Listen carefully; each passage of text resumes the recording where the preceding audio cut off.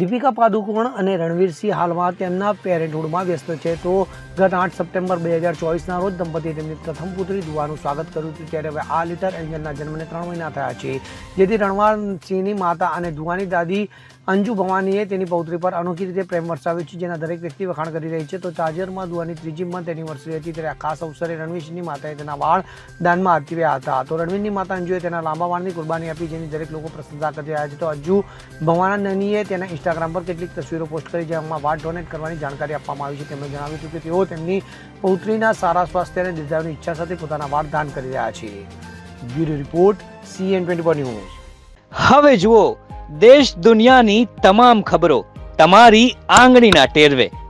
ઉઠાવો મોબાઈલ અને Google Play Store પરથી ડાઉનલોડ કરો અમારી CN24 ન્યૂઝ મોબાઈલ એપ.